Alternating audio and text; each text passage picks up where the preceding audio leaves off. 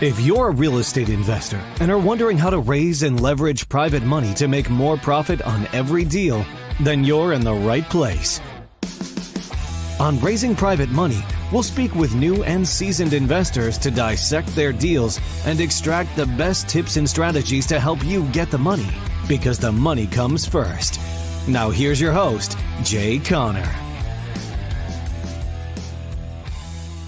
Private money has had more of an impact than anything else we've done in our real estate business, and it allowed us to scale beyond belief.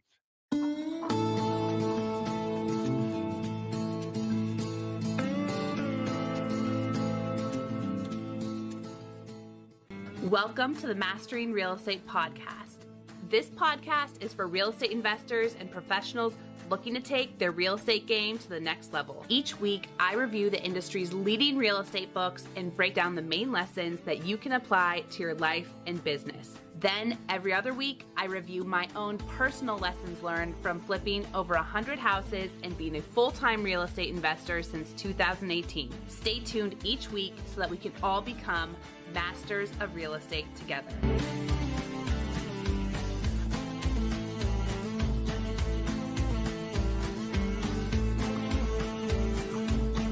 Welcome back to the Mastering Real Estate Podcast. This is episode 25, and today we are talking to Jay Conner about raising private money. If you've ever wondered where and how to raise money for your real estate deals, you have to listen to this episode.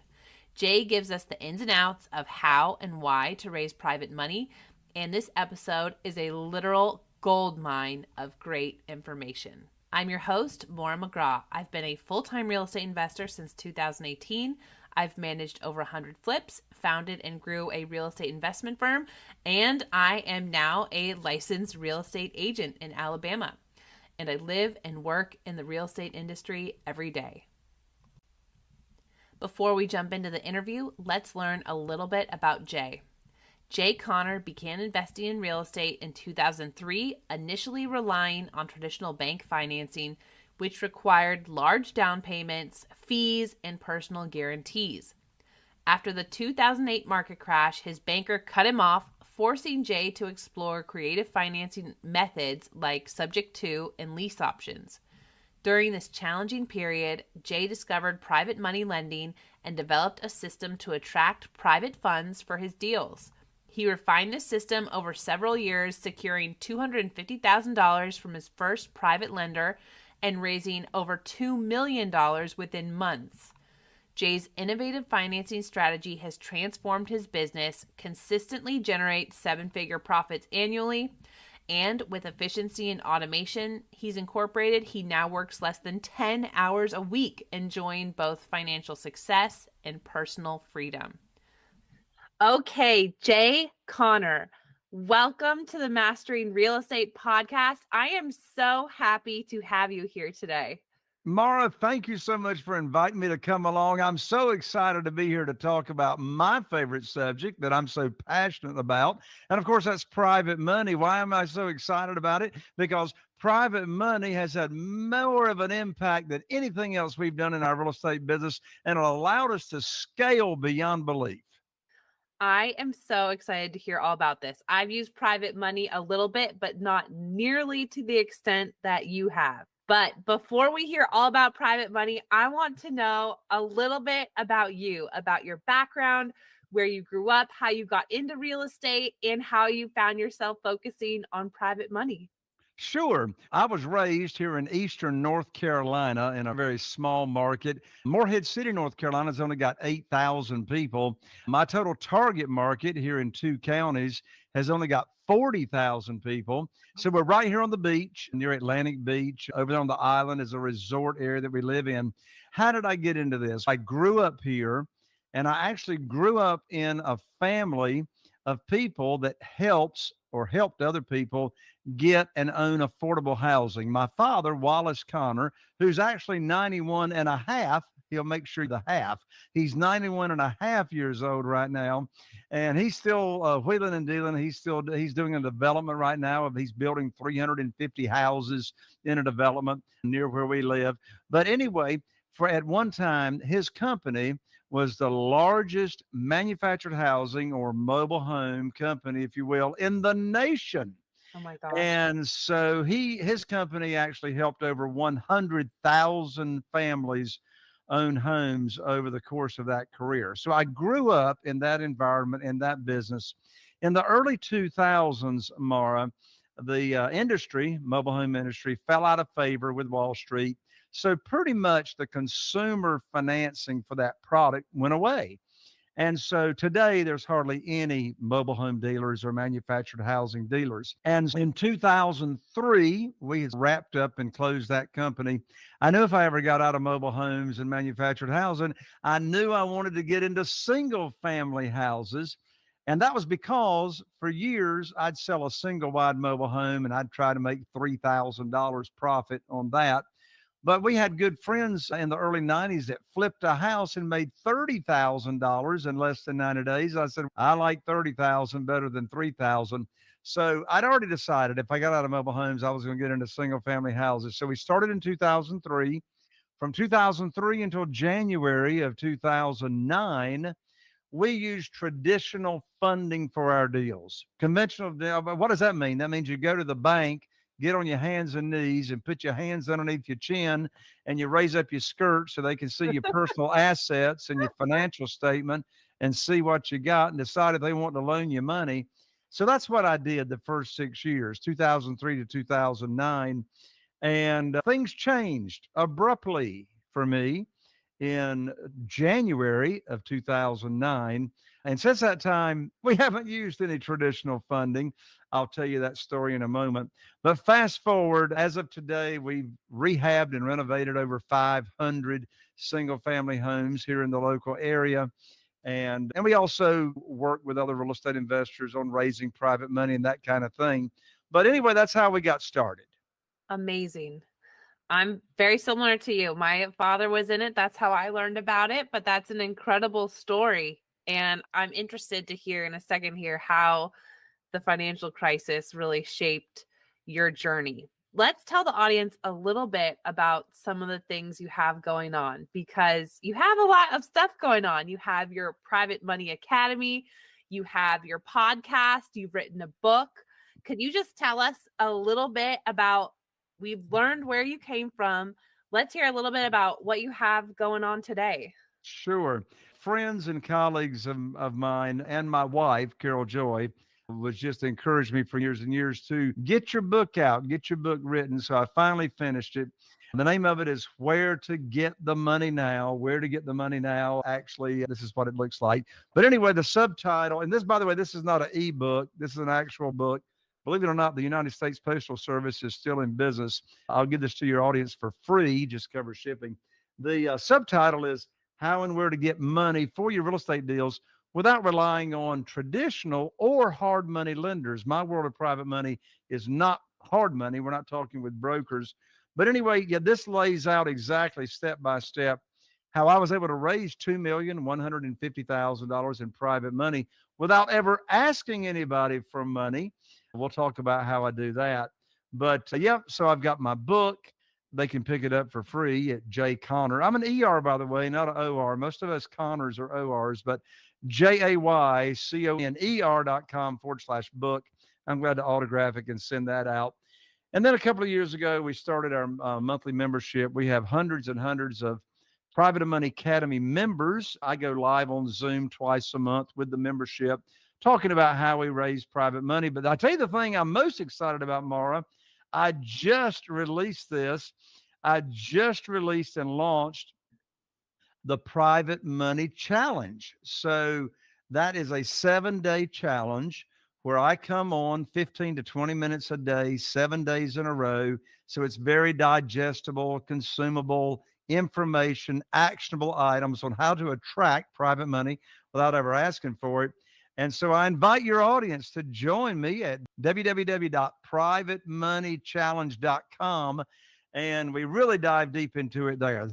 That's some of the stuff that I've got going on. That is so cool. I know my audience will love that. And I love it. A 7-day challenge, that's very manageable. Sometimes real estate finance can feel very overwhelming to people, especially at first.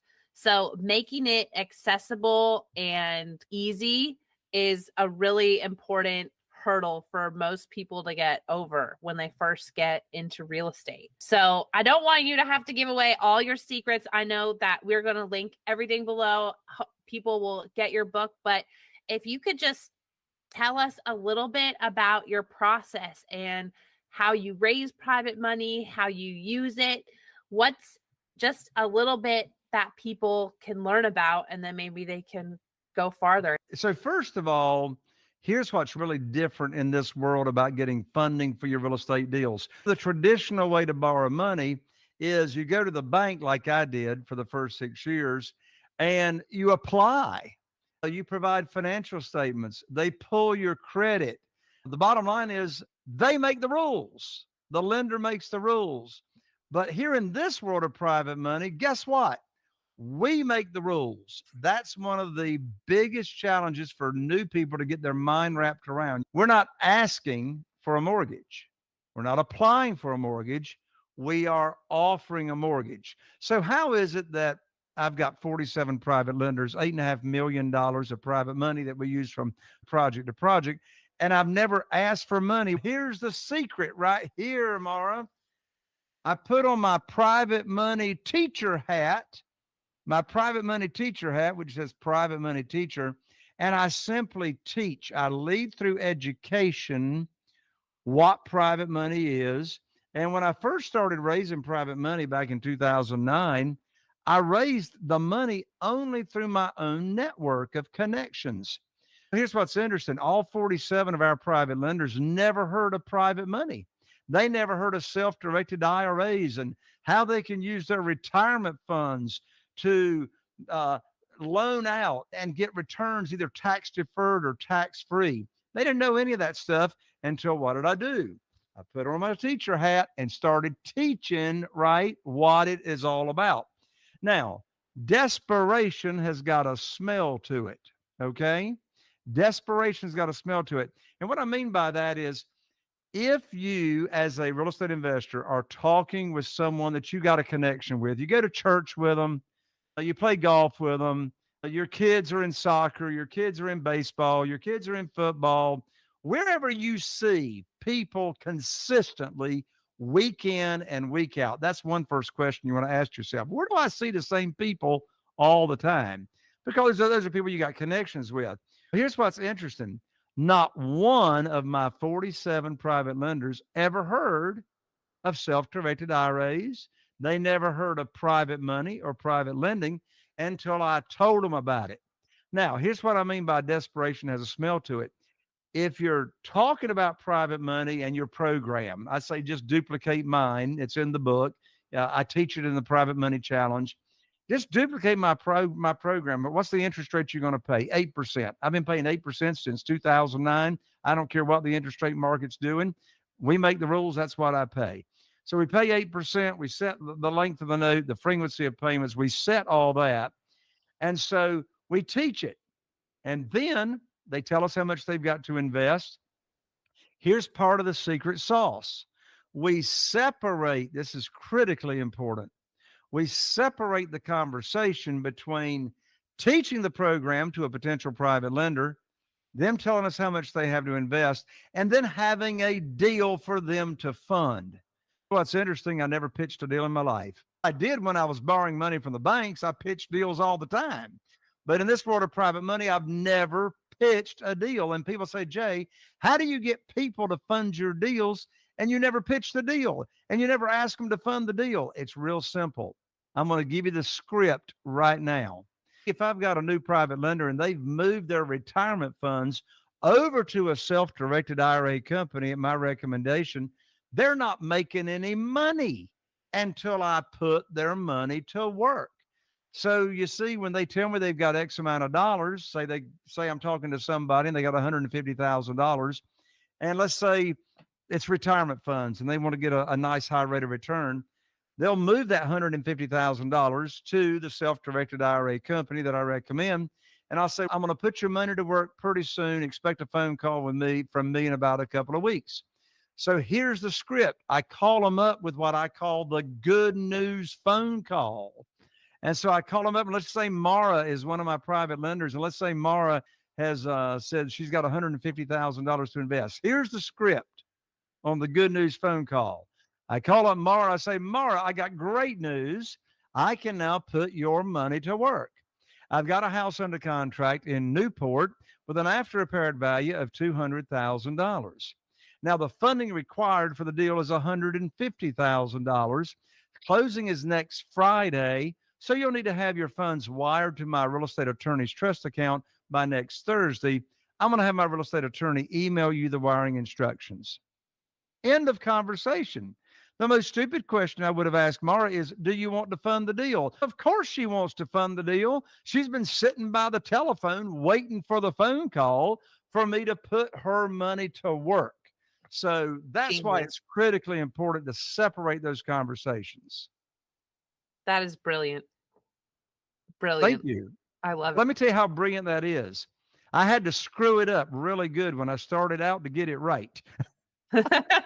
As we all do. So yes, by trial and error, I figured out this is the way to do this. And by the way, Maura, I'm getting ready to say something. And I know you've heard it more than 100 times, and it drives me stupid crazy. And here's what drives me crazy. Now, if you don't agree with this, I'm going to ask for forgiveness right now. But here's what drives me crazy. The gurus that go around telling new real estate investors, quote unquote, oh, just get the deal under contract. The money will show up. Oh, yes. I want to throw up. Like, where is the money going to show up? They say it all that, say, oh, if the deal's good enough, the money will show up. Okay, the deal's good enough. Where is the money? For goodness sakes, is it going to like rain out of clouds or something? I just don't want to stress out on not knowing where funding's going to come from when I'm making an offer. Absolutely. Seems like common sense to me.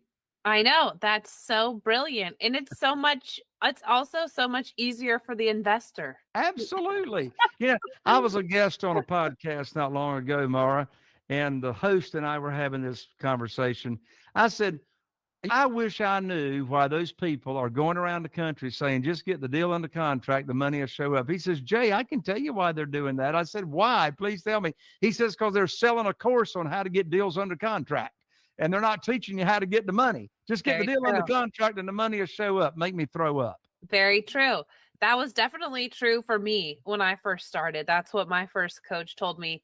And he was right in the sense that once I got the deal under contract, I really had a fire lit under my butt to figure out the money situation. And I luckily did. And that was my first foray into private money. But believe me, it was stressful. Was it stressful? It was very stressful. My word. Yes.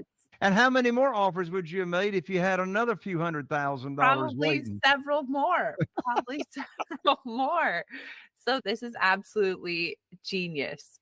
Okay, I am curious. At this point, you've probably worked with hundreds of real estate investors and helped them raise private money for their deals. What are some common traits that you've noticed among your successful students or successful real estate investors? Absolutely. The first successful attribute that comes to mind is for them to be successful, before they started trying to own real estate, they owned the real estate between their ears and they got their mindset right. Okay. So what do I mean by that? How do you get your mindset? First of all, successful real estate investors do not live in a world of blame, shame, and justification. Unfortunately, a lot of people are living in blame, shame, and justification and not taking responsibility for what happens in their life.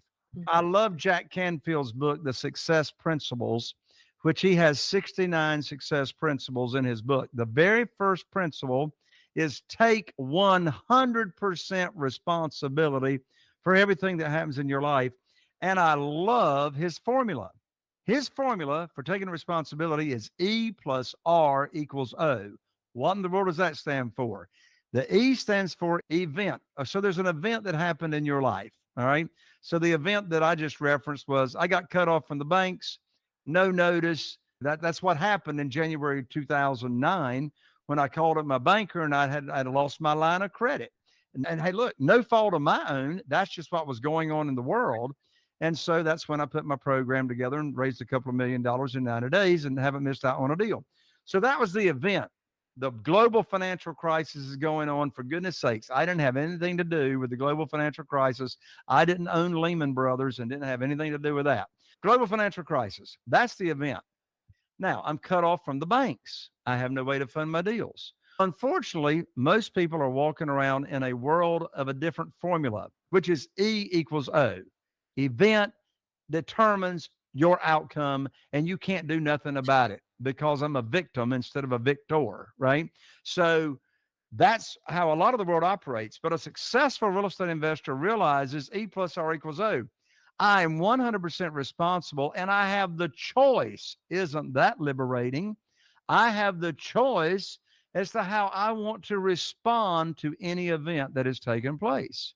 So when I was cut off from the banks, I could have put my tail between my legs and gone home and crawled up in a ball in a corner and cried and eaten Cheerios and milk with extra sugar.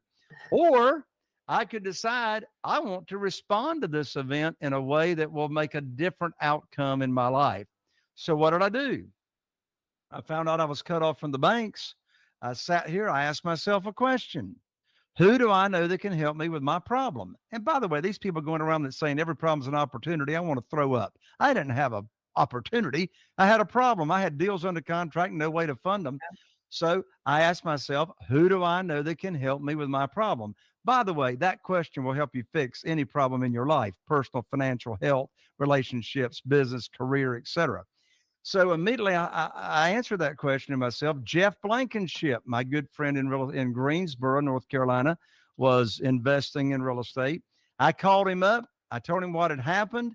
And he said, welcome to the club. The bank cut me off last week. I said, how are you going to fund your deals, Jeff? He says, have you heard of private money? I said, no. He says, have you heard of self-directed IRAs? And I said, no. So because of Jeff Blankenship and me asking the question, that's where the power is in questions. I called him up and asked for help. So I studied private money, and that changed my course. So E plus R, I was cut off from the banks. My response was to find a better and quicker way to fund my deals. Therefore, that changed my outcome.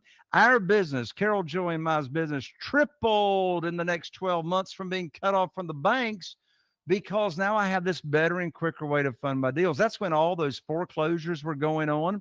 Banks weren't lending money. You had to have the cash to buy those foreclosures. So now I had the cash and I could just pick and choose which deals that I wanted to do. So back to new real estate investors. You want to get your mindset right. Resiliency. I'm telling you, if you don't have a strong back and a strong will, don't get in this business, because Murphy lives every day in your world. And if something can go wrong, it's going to go wrong. And listen, we've rehabbed and renovated over 500 single family houses here in our local market. And I was a guest on a podcast earlier today, and the host says, Jay, I'm sure you've had 2 or 3 deals go sideways and didn't go the way you planned. Tell us the story about one of those. I said, are you kidding? I've never had a deal go as planned. Like, it's so true. I mean, does a renovation budget ever come in on budget? No, it never comes in on budget. So how do you mitigate the risk? You mitigate the risk not by getting your repairs exactly right. You mitigate the risk in your offer. Like when I make my offers, I always account for or budget an extra, depending on the project, $10,000 to $20,000 of the unexpected that might show up. So, successful real estate investors, resilient mindset. We live in a world of abundance. We do not live in a world of scarcity, but you do if you choose to. Be 100% responsible for everything that happens, and surround yourself with other like-minded people that are successful to help encourage you along the way. So true. It's so refreshing, because so many real estate gurus out there, they always talk about how easy this is, how anybody can do it. And it's not the case. Something is always going wrong. And probably after doing 500 flips, you know how it is. You could probably count on your fingers and toes how many have gone completely smoothly. It's really not common. So you have to be able to deal with Murphy on a daily basis. And sometimes Exactly. sometimes Murphy's cousins, Murphy's Yes. aunts and uncles. We're renovating a house in Havelock right now at 123 Paradise Circle. Let me assure you, when we started this renovation, it was not paradise. It just happened to be on Paradise Circle. But anyway, we had some foundation issues that we were not anticipating, to the tune of $14,000, not anticipating. In addition to that, the room on the back side of the house, we did not know was an unpermitted add-on room by some former owner. But of course, that's just part of the game. That's part of the business. And you mitigate that by making your offer discounted enough so you can anticipate those unexpected renovations that always come along. So good. So you have been in business for a long time now. You've been through the recession, the pandemic. You've succeeded through all of it. And you've also started several different business ventures. You're not just in real estate or private money. You've written a book. You have a coaching program. Can you tell us a little bit more about how you balance all those things and what has helped you be successful in so many different arenas and through some really trying times, actually? Yeah, thank you for that question. When Carol Joy and I started out in 2003, we thought we had to do everything ourselves because, after all, nobody can do it better than you can. And so after we've been in this business for about a year, we were at Lowe's Home Improvement at 8:45 on a Saturday night, buying materials, picking out knickknacks for staging. And I looked at Carol Joy. I said, "What in the world are we doing at Lowe's Home Improvement at 8:45 on a Saturday night? Did we not get into this business for some freedom? Did we not get into this business for some wealth? You can be making over $1 million a year and have zero freedom, right? Yes. So the question is, how do you want to create your life? I'll never forget one night, we'd been in it a couple of years. I came into the kitchen about 10 o'clock one evening, and my Carol Joy was sitting there at the kitchen table, and she was crying, stressed out. She looked at me. She says, "I can't take it anymore." And right there, I promised myself, Maura, I would never be putting my Carol Joy in that position to where she's stressed out. So I set out on a mission to automate this business. What's the definition of automation? The bottom line definition of automation is get out of your own way and dictate, delegate, and disappear and follow up to make sure things are happening. So I started putting my team together. I started building my systems. I ran this business entirely too long on Post-it notes everywhere. I was the most disorganized mess on the planet, running around with my hair on fire, and that's why it's as thin as it is today. And so first of all, get the software in place. What kind of CRM, contact retention management, what kind of software are you going to use to put all of your seller leads? Because we ain't buying anything in the multiple listing service. It's all for sale by owners off market. Where are you going to keep up with all those seller leads? Where are you going to keep up with your buyer leads if you're selling creatively on rent to own? So getting the systems in place, getting my team in place made all the difference. So I set out on a quest. It took me an entire year to automate the business to where we got the systems in place. In fact, these systems that I teach actually at our live event 3 times a year called the Private Money Conference. I teach these systems. And so now today we are running the business instead of the business running us, to where I actually work in the business, oversee the business less than 10 hours per week. And how can I do that? Because I got the team in place. I've got an acquisitionist that talks to all the sellers. I haven't talked to a seller in years and years. My acquisitionist talks to the sellers. I've got a project manager that oversees the projects. Now, you're not going to start out like this by all means. I didn't start out like that. I started out in 2003 doing one house at a time and finished that one until I'm ready to move to the next one.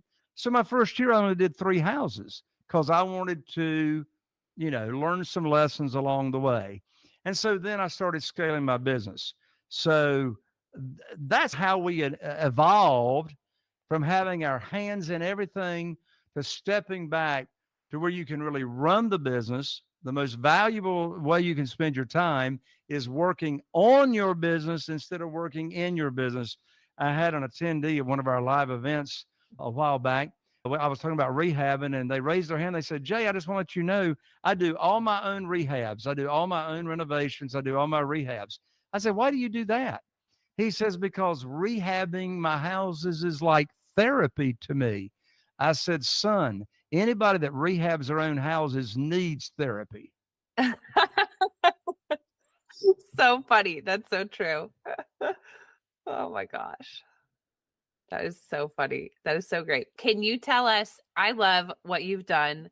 You are living the dream. And do you have any favorite tools right now that you are using in your business that don't need to tell us all the automation, but any of your favorite tools in your toolbox right now that have helped you to grow and scale and automate your business?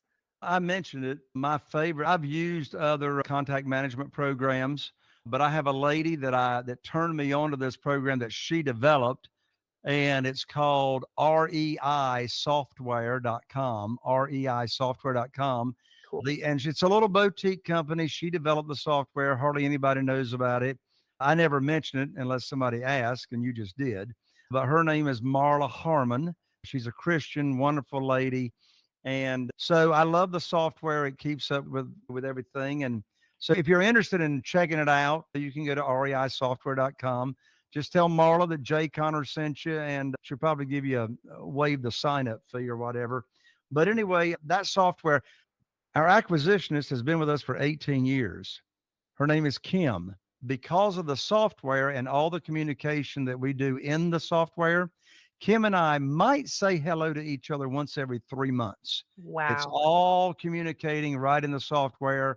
We have the pipeline, all of our leads that come in either through Google ads or Facebook ads or outbound calling or direct mail postcards, all the different ways that we market. When a lead comes in, it automatically goes into the software without anybody manually having to put it in. And then it goes to the pipeline at different stages. And when it gets to a stage that I'm supposed to make a decision, I'm notified that, hey, Jay, you need to make a decision on a property. And so that really, really streamlines our business. That sounds amazing. Okay. Can you tell me something that you believe or think that no one agrees with you about? One of them we just said, and that was, I practice and preach the money comes first, right? Get the money lined up first, and then there's always going to be plenty of deals. But yes, there's something that I do that's very different from a lot of other educators and trainers and speakers in the real estate investing space. And if you're listening to this episode and you've been to any kind of seminar or conference, what I'm getting ready to say, you will relate to. You'll go to a seminar or conference, and it seems as though you get just enough information to make yourself dangerous. And then it's all about a pitch for coaching or whatever. And I'm not of that philosophy. I'm of the philosophy is I give you all I've got, the very best information I've got without holding anything back, because quite frankly, that comes down to another attribute of a successful real estate investor. And that is an abundant mindset. There's plenty to go around. I'm not worried about missing out. So the abundant mindset that will lend itself to your success. So what do some people not agree with me? Some of my other educator friends would say, Jay, you're telling them too much. You're teaching them too much. You're giving them too much. I say, that's your opinion. Let me worry about giving my people too much. I love that. I love it. If someone wants to get started in raising private money for their real estate deals, how or where should they get started? I'm going to answer that two different ways. Here's the first way, or the first thing I would say. The first thing to start doing is no, that is not the first thing. The first thing you want to do is learn what program you're going to offer to your potential private lenders. I'd say duplicate mine. It seems to work pretty well. But you need to decide. Remember, you make the rules, not the lender. You make the rules. So decide what's your program? What interest rate are you going to pay? What's the length of the notes? What's the frequency of payments? What's your maximum loan to value? And I do maximum loan to value of after repaired value. I borrow up to 75% of the after repaired value, not the purchase price. That's very different. So, first of all, what are you going to teach? What are you going to offer to potential private lenders? The second thing that you would do is make your list of potential private lenders out of your contacts. So I say go to your cell phone, make a list first of people that are retired, because retired people, there's a good chance that they've got what? Retirement funds, right? And I promise you, if they've got retirement funds, there's a good chance they are not happy with the returns that they're getting on their retirement funds. Now, before you contact them and share your program with them, I would also establish a relationship with a self-directed IRA company that you can refer people that you meet that have retirement funds, so that when they do, you can introduce them to your rep at the self-directed IRA company. They can help them move their funds over. What's the program you're going to teach? Just copy mine. Make the list of retirement people because they've got retirement funds. Have a relationship with a self-directed IRA company. And if you really want to get on the fast track, then just come on over and join me in the 7-day private money challenge, and I'll get you off to the fast start. Perfect. That sounds perfect. Okay. What are your top 3 favorite resources? Like your favorite books, podcasts? What things are you loving right now?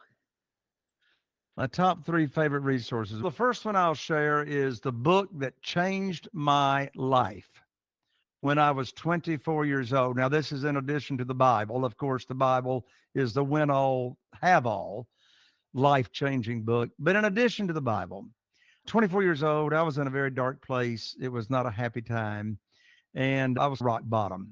And so I went to the bookstore, and I thought to myself, Jay, there's got to be a better way to live this life at 24 years old. I was making some very stupid decisions. And so I went to the self-help section in the bookstore, and I came across this book, and I bought it, and I devoured it, and it changed my life immediately. The name of the book, and it's still in print, is University of Success. University of Success. It's by Ogmandino. Changed my life. Second resource, I'm going to give you another book. And I was so honored to have the co-author, Bob Berg, on my podcast. And I interviewed him. So the name of the book is The Go-Giver. Maura, I'm sure you've heard of that. Yes. Fantastic. The Go-Giver. And they have more than one now, but I'd say get the original one in red, The Go-Giver. It's not thick at all. It's all about leading with a servant's heart and these different topics that we've been talking about. The other resource I would share is really a blanket statement. It's not just one resource, it's a philosophy. And that is establish relationships with the best team that you can. What do I mean by that? You're not in business unless you've got a great relationship with a realtor, unless you are a realtor yourself. I'm not, on purpose.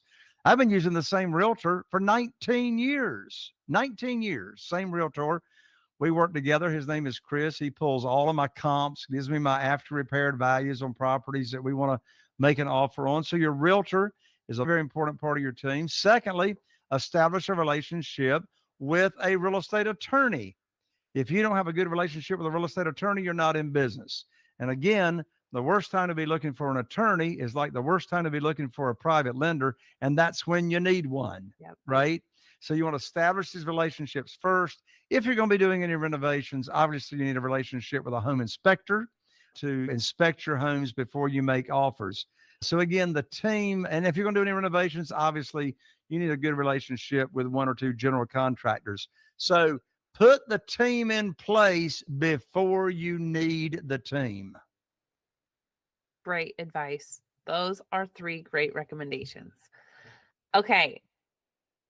Last question. Outside of work, what are you doing? What types of hobbies or interests do you have? What do you love to do when you're not doing your 10 hours of work inside the company? Carol Joy, my wife and I, we love writing music for Christians and for the church. We've been writing music together ever since 1996. And we've written a lot of songs, a lot of Christian hymns and spiritual songs. In fact, we just finished one early this morning about 7:15 that we had been Wow. working on. The name of that song is It Was Time. And Wow. I started recording piano music in 1997. Fluky, my piano music made it in the movies at Universal Studios. And What? so music and singing and gospel songs is a very important part of mine and Carol Joy's life. In fact, we met at church my very first Sunday in Texas when I moved out to Texas. We're very passionate about music. Oh my gosh. Well, you have to send me your favorite song and I'll put it in the pod, a little clip from it in the podcast. Oh, I would love that to. is In so fact, cool and unique. sure, I appreciate that. Yeah, the most popular song is called I Close My Eyes. It's been recorded by quite a few groups, but I think I'll share with you the recording. I'll send you two recordings and you can choose which one. There's a quartet called Narrow Way. They did a beautiful job with I Close My Eyes. But then there's a chorale choir. And by the way, everything we do is a cappella, except when I'm playing the piano instrumental music. But there's a chorale called Concordia Sacre. They've just recorded it 2 years ago. Absolutely beautiful. I'll send you links. You can listen and see what you want to publish. That sounds amazing. That'll be so cool. Okay. Tell us one last time where the audience can learn more about you and get a hold of you. Really the best place, connect with me. You'll see me right here on video. And that is the Private Money Challenge. Come into my world at www.privatemoneychallenge.com. And I'll be seeing you right here on your telephone. Awesome. Jay, thank you so much. This has been an amazing conversation. I know that I learned a ton from you in just this small conversation, and I know that my audience will get so much value out of it. So thank you so much for taking the time and coming on the Mastering Real Estate podcast. Maura, thank you so much for having me, and God bless you. Awesome. Thank you so much to Jay for coming on the podcast. What a great interview. Jay mentioned in the interview that he composes music with his wife for fun. And I thought it was so cool that I wanted to insert a quick clip of one of his favorite songs that he's composed here. This one is called I Close My Eyes. I close my eyes, I see His majesty.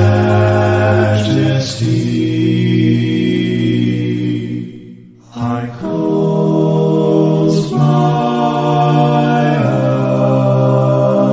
eyes and feel His love for me.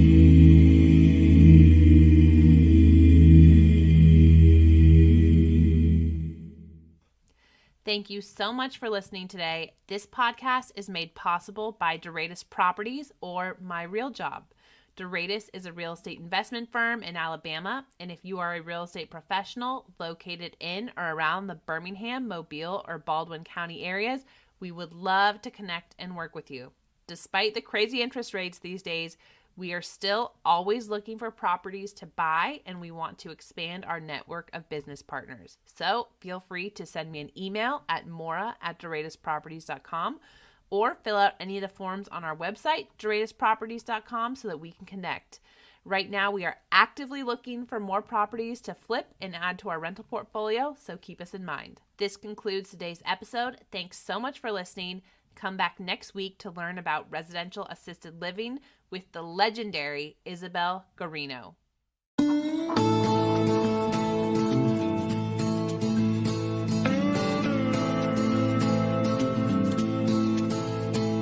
Thank you so much for listening.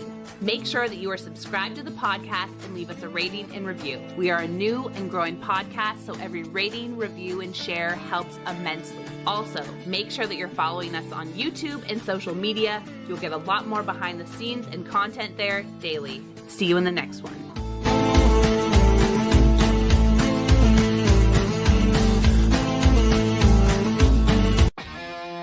Are you feeling inspired by the knowledge you gained in this episode? Then head over to jconner.com/moneyguide. That's jconner.com/moneyguide and download your free guide that shares 7 reasons why private money will skyrocket your real estate investing business right now. Again, that's jconner.com/moneyguide to get your free guide. We'll see you next time on Raising Private Money with Jay Conner.